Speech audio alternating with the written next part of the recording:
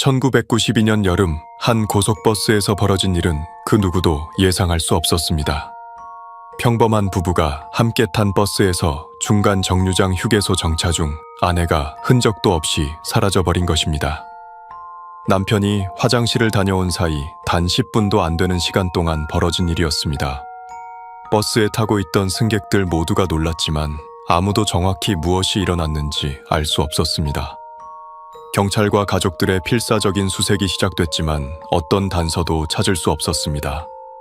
사건은 미제로 남겨진 채 세월이 흘렀습니다. 그런데 15년이 지난 2007년 버스터미널 분실물 센터에서 발견된 낡은 가방 하나가 모든 것을 바꿔놓았습니다.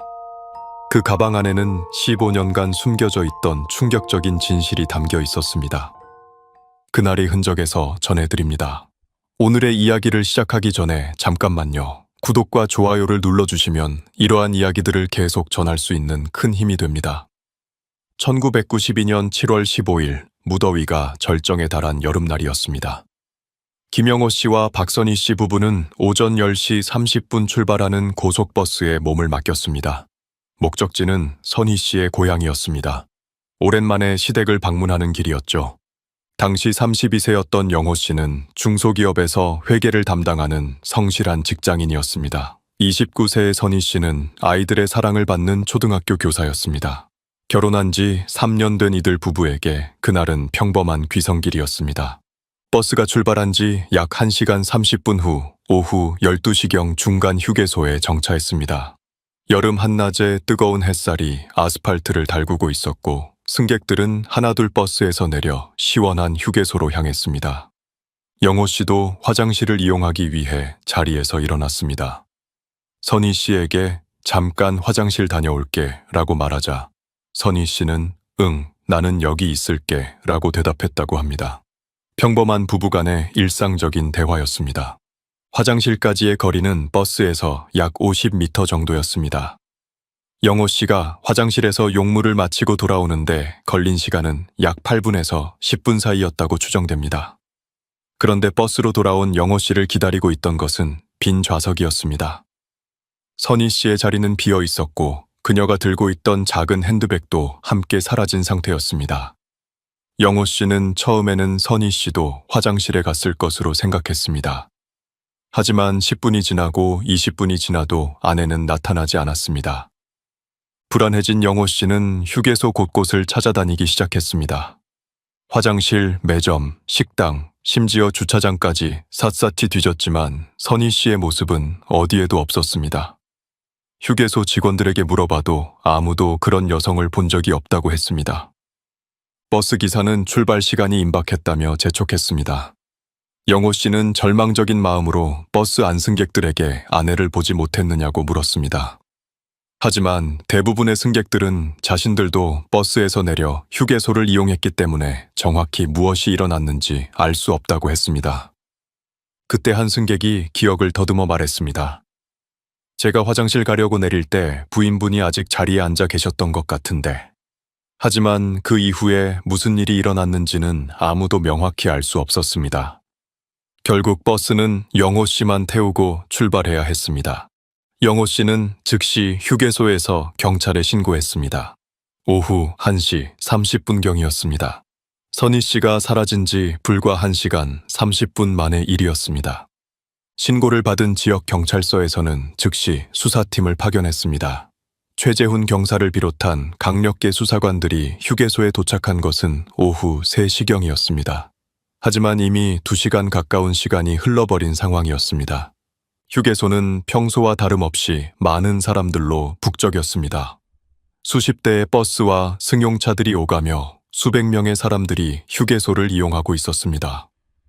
실종 신고가 들어온 시점에서 이미 현장의 상황은 완전히 바뀌어 있었습니다. 수사관들은 먼저 휴게소 내부를 샅샅이 수색했습니다. 화장실, 창고, 심지어 휴게소 뒤편의 산책로까지 모든 곳을 뒤졌지만 선희 씨의 흔적을 찾을 수 없었습니다. 휴게소 직원들과 당시 현장에 있던 사람들을 상대로 한 면담도 별다른 성과를 거두지 못했습니다. 가장 큰 문제는 1992년 당시의 열악한 수사 환경이었습니다. 휴게소에는 CCTV가 설치되어 있지 않았습니다. 당시에는 보안 카메라라는 개념 자체가 일반적이지 않았던 시대였습니다. 유일한 단서는 목격자들의 증언뿐이었는데 그마저도 명확하지 않았습니다. 버스에 함께 탑승했던 승객들을 대상으로 한 조사도 진행됐습니다. 총 38명의 승객 중 연락처를 확인할 수 있는 사람들을 찾아 일일이 면담했습니다. 하지만 대부분의 승객들은 휴게소에서 각자 볼일을 보느라 다른 승객들의 동향을 주의 깊게 살피지 않았다고 증언했습니다. 한 승객은 버스에서 내릴 때 젊은 부부가 앉아 있는 것을 봤다고 했고, 다른 승객은 휴게소에서 어떤 여자분이 낯선 남자와 이야기하는 것을 본 것 같다고 애매하게 진술했습니다. 하지만 그 여성이 선희 씨였는지 그 남성이 누구였는지는 확실하지 않았습니다. 수사팀은 휴게소 주변 방형 10km 내의 모든 지역을 수색했습니다. 산, 들판, 하천, 심지어 폐가까지 모든 곳을 뒤졌습니다. 경찰견까지 동원된 대규모 수색 작업이었지만 아무런 단서도 발견되지 않았습니다. 언론의 관심도 뜨거웠습니다. 고속버스에서 사라진 여교사라는 제목의 기사들이 연일 보도됐습니다. 선희 씨가 초등학교 교사였다는 점이 사회적 관심을 더욱 증폭시켰습니다. 교사라는 직업이 주는 신뢰감과 안전함의 이미지가 이런 사건과 대비되면서 충격을 더했습니다. 시민들의 제보도 이어졌습니다. 비슷한 여성을 봤다, 수상한 남자를 목격했다는 신고가 하루에도 수십 건씩 들어왔습니다. 수사팀은 모든 제보를 하나하나 확인했지만 대부분 오인이나 착각으로 판명됐습니다. 한편 선희 씨의 가족들은 자체적으로 수색에 나섰습니다. 남편 영호 씨를 비롯해 양가 가족들이 총동원돼 전단지를 제작하고 배포했습니다. 실종자를 찾습니다 라는 제목의 전단지에는 선희 씨의 사진과 실종 당일의 복장, 특징 등이 자세히 적혀 있었습니다. 학교에서도 적극적으로 나섰습니다. 선희 씨가 근무하던 초등학교의 동료 교사들과 학부모들이 자발적으로 수색대를 조직했습니다. 주말마다 실종 지역 일대를 샅샅이 뒤지며 단서를 찾으려 노력했습니다. 하지만 시간이 흐를수록 단서는 더욱 희미해져 갔습니다. 실종 후 일주일이 지나고 2주일이 지나고 한 달이 지나도 선희 씨의 행방은 묘연했습니다. 수사팀도 가용한 모든 수단을 동원했지만 더 이상 진전을 보이지 못했습니다. 3개월 후 사건은 미제 사건으로 분류됐습니다. 수사는 계속됐지만 새로운 사건들이 밀려오면서 담당 인력과 관심은 점차 다른 곳으로 옮겨갔습니다. 1992년 당시의 수사 기법과 장비로는 더 이상 할 수 있는 것이 없었습니다. 사건이 미제로 분류된 후에도 영호 씨의 기다림은 계속됐습니다. 매년 선희 씨의 생일과 실종일이 되면 영호 씨는 어김없이 경찰서를 찾았습니다. 혹시 새로운 소식이 있는지 묻기 위해서였습니다. 처음 몇 년간은 담당 수사관이 바뀔 때마다 사건을 다시 검토해보곤 했습니다. 새로운 시각으로 사건을 바라보면 놓친 단서를 발견할 수 있을지도 모른다는 희망 때문이었습니다. 하지만 시간이 흐를수록 그런 기대도 점차 줄어들었습니다. 90년대 중반 삐삐가 대중화되기 시작했습니다. 영호 씨도 삐삐를 장만했습니다. 혹시라도 선희 씨나 그녀를 목격한 사람으로부터 연락이 올지 모른다는 마음에서였습니다. 하지만 그의 삐삐로 오는 연락은 직장 관련 업무뿐이었습니다. 90년대 후반에는 휴대폰이 보급되기 시작했습니다. 영호 씨는 기존 집 전화번호와 함께 휴대폰 번호도 실종자 찾기 전단지에 추가했습니다. 언제든 연락받을 수 있도록 하기 위해서였습니다. 선희 씨가 근무하던 학교에서도 그녀를 기억하는 사람들이 점차 줄어들었습니다. 새로운 교사들이 부임하고 선희 씨를 기억하는 동료들도 하나둘 다른 학교로 정은을 갔습니다. 그녀가 가르쳤던 아이들도 중학교, 고등학교로 진학하며 어린 시절의 선생님에 대한 기억이 흐릿해졌습니다. 하지만 일부 동료 교사들과 학부모들은 꾸준히 영호 씨와 연락을 주고받았습니다. 명절이나 선희 씨의 기일이 되면 안부를 묻는 전화를 걸어주곤 했습니다. 이런 작은 관심들이 영호 씨에게는 큰 위로가 됐습니다. 1000년대에 접어들면서 인터넷이 보급되기 시작했습니다. 영호 씨는 컴퓨터를 배워 인터넷 게시판에 실종자 찾기 글을 올리기 시작했습니다. 당시 인기를 끌던 포털 사이트들의 커뮤니티에 선희 씨의 사진과 실종 경위를 상세히 적어 올렸습니다. 인터넷을 통한 정보 전파는 기존의 전단지보다 훨씬 광범위했습니다. 전국 어디서든 인터넷만 연결되면 선희 씨의 실종 소식을 접할 수 있었습니다. 몇 차례 비슷한 사람을 봤다는 제보가 들어오기도 했지만 모두 다른 사람으로 판명됐습니다. 경찰서 내부에서도 변화가 있었습니다. 과학수사 기법이 발달하면서 DNA 감식, 지문 분석 등 새로운 수사 방법들이 도입됐습니다. 하지만 선희 씨 사건의 경우 비교할 수 있는 물적 증거 자체가 없어 이런 신기술들을 활용할 수 없었습니다. 2000년대 초 전국적으로 장기 미제 사건을 재검토하는 움직임이 시작됐습니다. 선희 씨 사건도 그 대상에 포함됐습니다. 당시 사건을 담당했던 최재훈 경사는 이미 경위로 진급해 있었고 여전히 이 사건을 기억하고 있었습니다. 최 경위는 새로 부임한 젊은 수사관들과 함께 사건 파일을 다시 검토했습니다. 당시의 모든 진술서, 수색 기록, 제보 내용들을 재분석했습니다. 하지만 새로운 관점에서 봐도 특별한 단서를 발견할 수는 없었습니다. 그 사이 영호 씨는 40을 넘겼습니다. 주변에서는 재혼을 권하는 사람들도 있었지만 그는 여전히 선희 씨를 기다리고 있었습니다. 아내가 돌아올 때까지는 기다리겠다는 것이 그의 한결같은 대답이었습니다.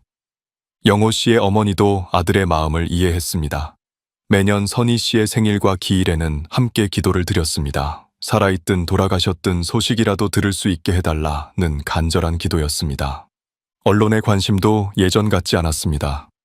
처음 몇 년간은 실종 기일마다 기사가 나오곤 했지만 시간이 흐르면서 그런 보도도 줄어들었습니다.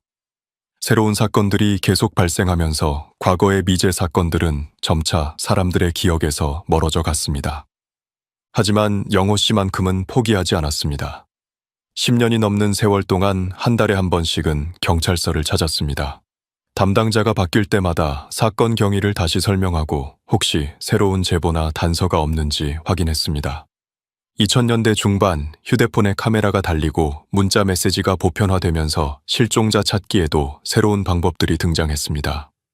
영호 씨도 휴대폰으로 선희 씨의 사진을 찍어 지인들에게 전송하며 혹시 본 적이 있는지 물어보곤 했습니다.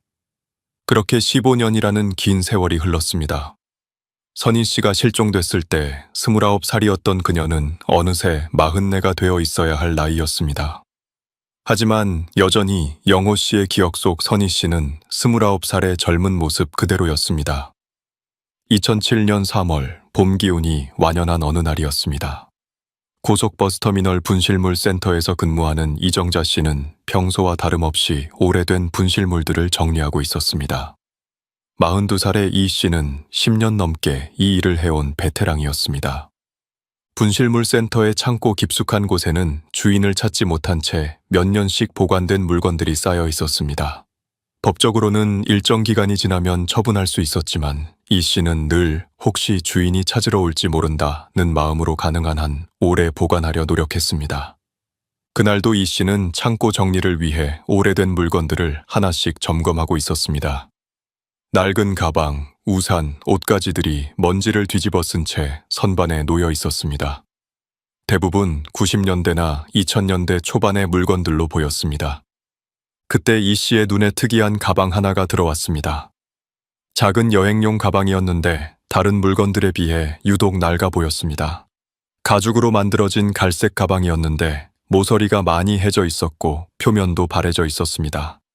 가방에 붙어 있는 보관 일자를 확인해 보니 놀랍게도 1992년 7월이라고 적혀 있었습니다. 무려 15년 전의 물건이었습니다. 이 씨는 이렇게 오래된 분실물을 본 것은 처음이었습니다. 가방의 이름표를 자세히 들여다본 이 씨는 깜짝 놀랐습니다. 이름표에 적힌 이름이 낯설지 않았기 때문입니다.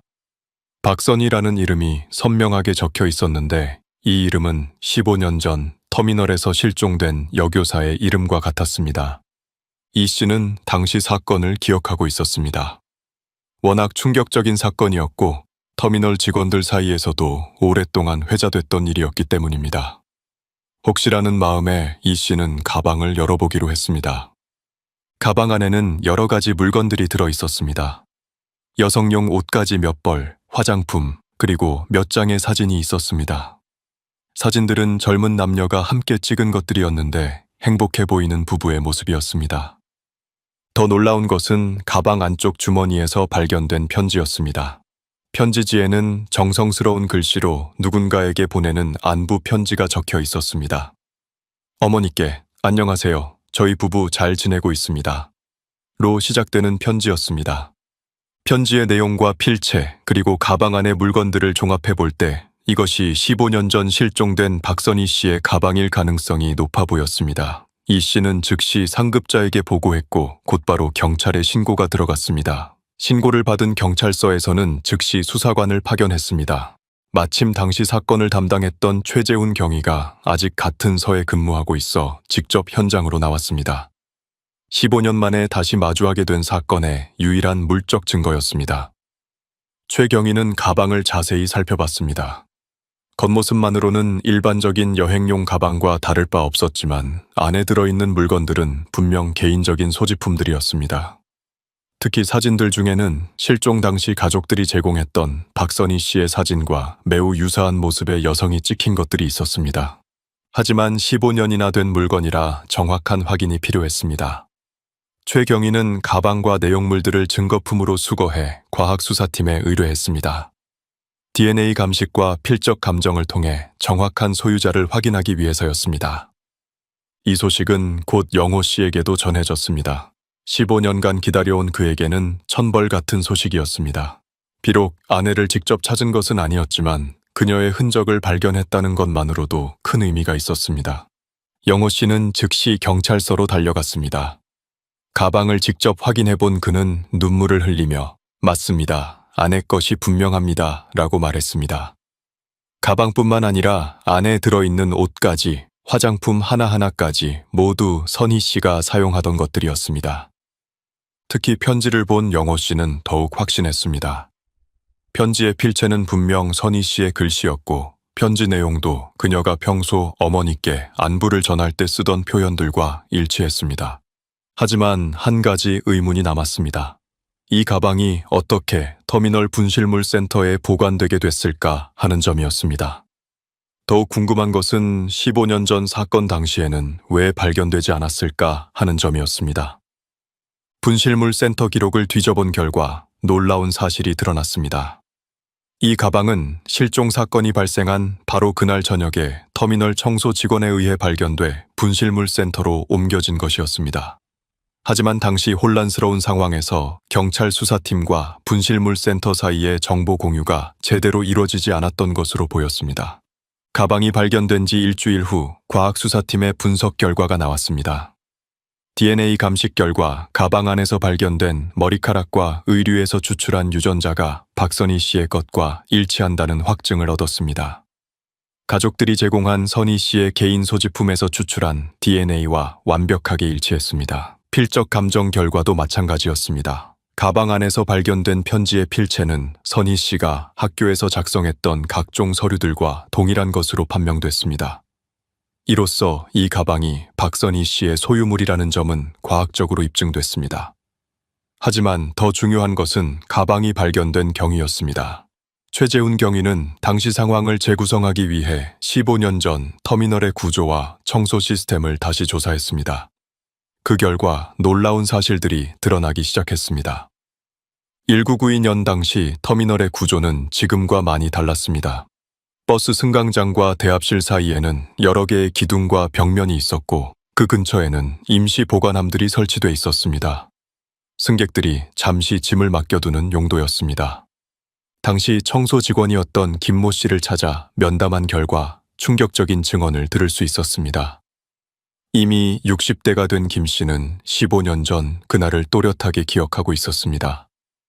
그날 저녁 청소를 하는데 임시 보관함 뒤쪽에 가방이 하나 떨어져 있더라고요. 처음에는 누군가 깜빡 잊고 간 줄 알았는데 하루 종일 주인이 찾으러 오지 않아서 분실물 센터로 가져다 줬습니다. 김 씨의 증언에 따르면 가방이 발견된 위치는 버스 승강장에서 약 20m 떨어진 곳이었습니다. 평소에는 사람들이 잘 가지 않는 구석진 자리였습니다. 왜 그런 곳에 가방이 있었는지는 수수께끼였습니다. 더욱 의문스러운 점은 가방의 상태였습니다. 김 씨는 가방이 마치 누군가 급하게 숨겨놓은 것처럼 보관함 뒤편에 밀어 넣어져 있었다고 증언했습니다. 일반적으로 승객이 실수로 놓고 간 짐이라면 눈에 잘 띄는 곳에 있어야 했습니다. 최 경위는 당시 수사 기록을 다시 뒤져봤습니다. 놀랍게도 분실물 센터에서 가방이 접수됐다는 기록은 있었지만 당시 수사팀에는 이 정보가 전달되지 않았다는 사실을 확인했습니다. 1992년 당시에는 지금과 같은 통합 정보 시스템이 없었고 각 부서 간의 소통도 원활하지 않았습니다. 만약 당시에 이 가방이 수사팀에 전달됐다면 사건의 양상이 완전히 달라졌을 것입니다. 최 경위는 15년 전 자신의 수사에 큰 허점이 있었음을 인정하며 깊은 아쉬움을 표했습니다. 과학수사팀은 가방에 대한 더 정밀한 분석을 진행했습니다. 특수 현미경을 이용해 가방 표면의 미세한 흔적들을 조사했고 내부에서 발견된 물질들을 성분 분석했습니다. 그 결과 가방 표면에서 여러 사람의 지문이 발견됐습니다. 선희 씨의 지문은 물론이고 그 외에도 미확인 지문 2개가 더 있었습니다. 하나는 터미널 청소 직원의 것으로 확인됐지만 나머지 하나는 신원을 알 수 없었습니다. 더욱 중요한 발견은 가방 안쪽에서 나온 섬유 조각이었습니다. 이 섬유는 선희 씨가 실종 당일 입고 있던 옷의 것과는 다른 재질이었습니다. 남성용 셔츠에서 나온 것으로 추정되는 면 섬유였습니다. 최 경위는 이 새로운 증거들을 바탕으로 사건을 재구성해봤습니다. 선희 씨가 휴게소에서 누군가와 접촉했을 가능성, 그리고 그 과정에서 가방이 터미널까지 옮겨진 경위 등을 추론해봤습니다. 한 가지 가설은 선희 씨가 휴게소에서 낯선 사람에게 접근당했고 그 사람과 함께 터미널까지 왔다는 것이었습니다. 하지만 왜 가방만 터미널에 남겨두고 선희 씨는 사라졌는지에 대해서는 여전히 설명이 어려웠습니다. 또 다른 가설은 선희 씨가 어떤 이유로 스스로 가방을 숨겨놓았다는 것이었습니다. 하지만 이 경우에도 왜 남편에게 알리지 않았는지, 그리고 그 후 어디로 갔는지에 대한 의문이 남았습니다. 수사팀은 당시 터미널 주변에서 근무했던 모든 직원들을 다시 찾아 면담했습니다. 15년이라는 긴 세월이 흘렀지만 몇몇 사람들은 여전히 그날의 상황을 기억하고 있었습니다. 터미널 매표소에서 근무했던 직원은 그날 저녁 무렵 젊은 여성이 남성과 함께 터미널 안으로 들어오는 것을 본 것 같다고 증언했습니다. 하지만 당시에는 워낙 많은 사람들이 오갔기 때문에 특별히 주의 깊게 보지는 않았다고 했습니다. 경비원으로 근무했던 또 다른 직원은 그날 밤 터미널 구석에서 무언가 소란스러운 소리를 들었다고 기억했습니다. 하지만 정확히 무슨 일이었는지는 확인하지 않았다고 했습니다. 이런 증언들을 종합해 볼 때 선희 씨가 실종 당일 터미널까지는 왔을 가능성이 높아 보였습니다. 하지만 그 후 무슨 일이 일어났는지는 여전히 미스터리였습니다. 가방 발견 소식이 언론에 보도된 지 2주일 후 예상치 못한 전화가 경찰서로 걸려왔습니다. 전화를 건 사람은 윤성호 씨라는 39살의 남성이었습니다. 그는 15년 전 바로 그 버스에 탑승했던 승객 중 한 명이었습니다. 윤 씨는 당시 24살의 대학생이었습니다. 고향으로 내려가는 길에 그 버스를 탔던 것이었습니다. 15년이 지난 지금은 지방의 한 중소기업에서 과장으로 근무하고 있었습니다. 당시에는 별로 중요하게 생각하지 않았는데 뉴스를 보고 나니 제가 본 것이 중요한 단서일 수도 있겠다는 생각이 들어서 연락드렸습니다. 윤 씨의 증언은 사건의 방향을 완전히 바꿔놓을 만한 내용이었습니다. 그는 휴게소에서 일어난 상황을 놀랄 만큼 자세히 기억하고 있었습니다. 저도 화장실을 가려고 버스에서 내렸는데 그때 젊은 부부가 앞좌석에 앉아 있는 것을 봤습니다. 남편분이 먼저 내리시고 부인분은 자리에 그대로 앉아 계셨어요. 윤 씨는 화장실을 다녀오는 길에 특이한 장면을 목격했다고 했습니다. 버스 근처에서 낯선 남성이 혼자 앉아 있던 여성에게 말을 거는 모습을 봤다는 것입니다. 처음에는 아는 사람인 줄 알았어요. 그런데 여성분이 당황하는 표정을 짓는 것 같더라고요. 남자는 30대 초반으로 보였는데 키가 크고 마른 체형이었습니다. 더욱 중요한 것은 그 다음에 일어난 일이었습니다. 윤 씨는 그 남성이 여성의 가방을 들고 버스에서 내리도록 유도하는 모습을 봤다고 증언했습니다. 남자가 무언가 급한 일이 있다는 식으로 말하면서 여성분을 재촉하는 것 같았어요. 여성분도 망설이는 듯 하다가 결국 가방을 들고 그 남자를 따라 버스에서 내렸습니다. 윤 씨는 그때까지도 별다른 의심을 하지 않았다고 했습니다. 아는 사람 사이에 일상적인 대화로 생각했기 때문이었습니다. 하지만 그 후 버스 출발 시간이 되어도 그 여성이 돌아오지 않자 이상하다고 생각했습니다. 버스 기사님이 출발한다고 하는데도 그 부인분이 안 오시더라고요. 남편분이 찾아다니시는 모습을 보고서야 뭔가 이상한 일이 일어났다는 걸 깨달았습니다. 그렇다면 왜 당시에 이런 중요한 증언을 하지 않았을까요? 윤 씨는 당시의 상황을 솔직하게 털어놨습니다. 경찰에서 조사할 때도 물어보긴 했는데 저는 그냥 여성분이 아는 사람과 이야기하는 것으로만 생각했어요. 설마 그게 범죄와 관련된 일일 거라고는 상상도 못했죠. 또한 윤 씨는 당시 24살의 어린 나이였고 경찰 조사를 받는 것 자체가 부담스러웠다고 했습니다. 자신이 본 것이 중요한 증거가 될 거라는 생각을 못했던 것입니다. 최재훈 경위는 윤 씨의 증언을 들으며 15년 전 수사의 아쉬움을 다시 한번 느꼈습니다. 당시에 더 세밀하고 끈질긴 조사를 했다면 이런 중요한 증언을 얻을 수 있었을 텐데 하는 후회가 들었습니다.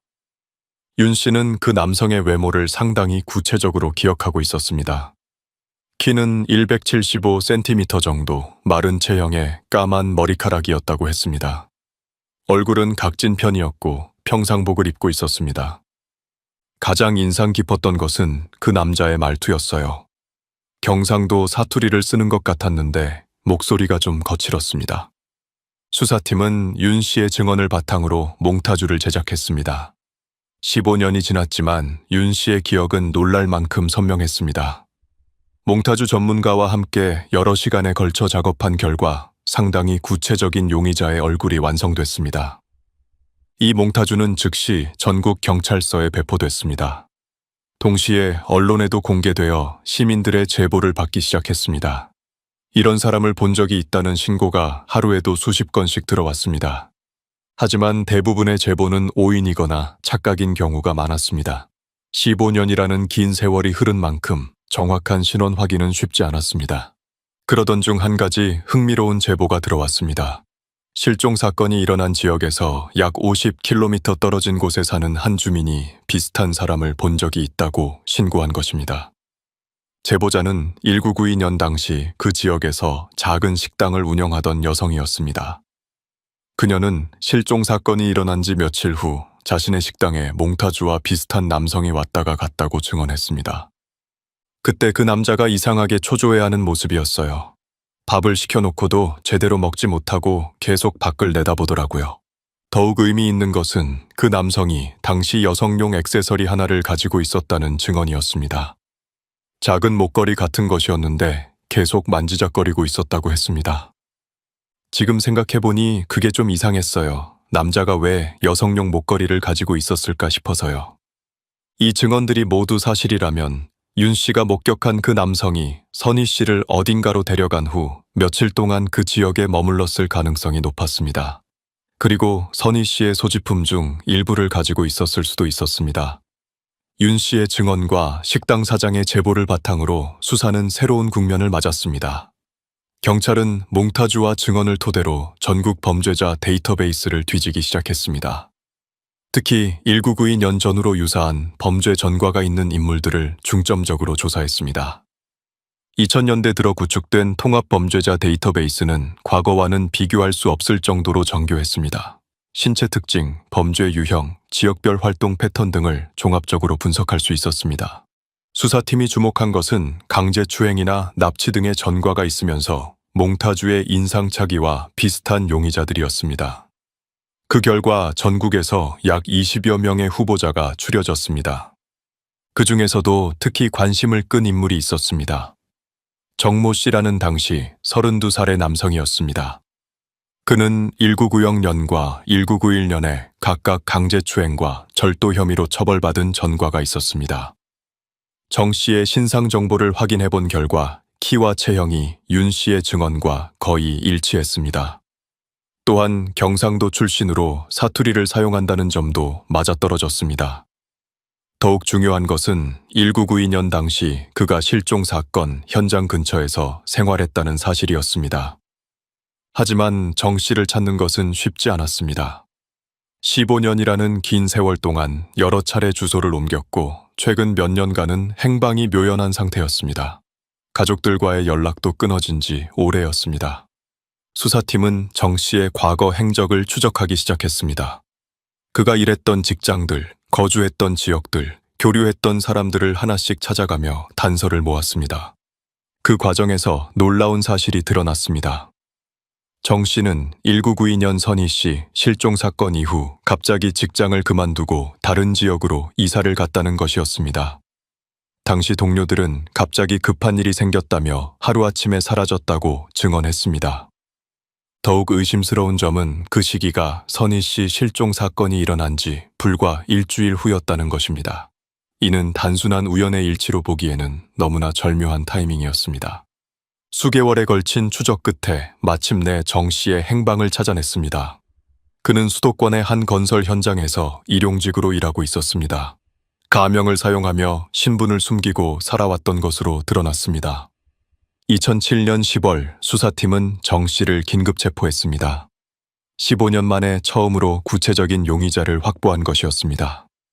체포 당시 정 씨는 강하게 저항했고 무슨 얘기인지 모르겠다며 혐의를 부인했습니다. 하지만 조사 과정에서 결정적인 증거가 나왔습니다. 정 씨의 집에서 발견된 물건들 중에 선희 씨의 것으로 추정되는 소지품이 있었던 것입니다. 작은 목걸이와 반지였는데 영호 씨가 확인한 결과 분명히 아내가 착용하던 것들이었습니다. DNA 분석 결과도 정 씨에게 불리했습니다. 선희 씨의 가방에서 발견된 미확인 지문이 정 씨의 것과 일치했습니다. 또한 가방 안에서 발견된 남성용 섬유 조각도 정 씨가 당시 입고 있던 옷의 것으로 밝혀졌습니다. 과학적 증거들이 쌓여가자 정 씨의 태도도 변하기 시작했습니다. 처음에는 완강히 부인하던 그였지만 점차 말을 바꿔가며 진술의 모순을 보였습니다. 결정적인 순간은 윤 씨와 정 씨를 대면시켰을 때였습니다.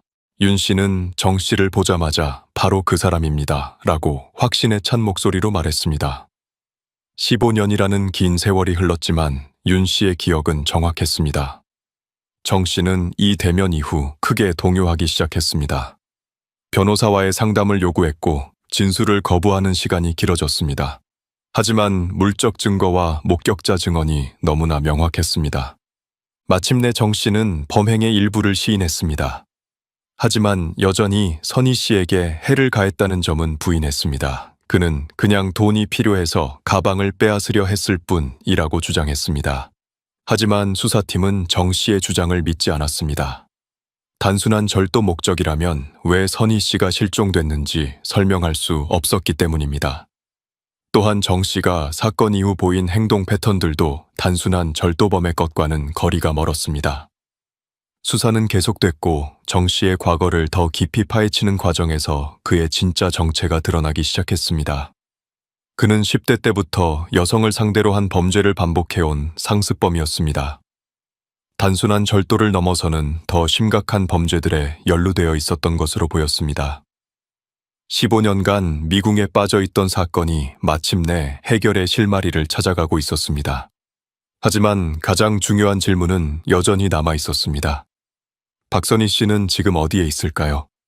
정모 씨에 대한 조사가 깊어질수록 더욱 충격적인 사실들이 드러났습니다. 검찰이 그의 휴대폰과 컴퓨터를 분석한 결과 10여 년간 여러 지역에서 벌어진 유사 사건들과의 연관성이 발견됐습니다. 그는 단순한 기회범죄자가 아니라 치밀하게 계획을 세우는 상습범이었습니다. 더욱 놀라운 것은 정 씨가 선희 씨 사건 이후에도 비슷한 수법으로 여러 차례 범행을 저질렀다는 점이었습니다. 버스터미널이나 기차역 같은 교통시설 주변에서 혼자 다니는 여성들을 노리는 것이 그의 주된 범행 패턴이었습니다. 경찰은 정 씨를 상대로 거짓말 탐지기, 검사와 심리 분석을 실시했습니다. 그 결과 그가 선희 씨 사건에 대해 진실을 말하지 않고 있다는 강한 의혹을 확인했습니다.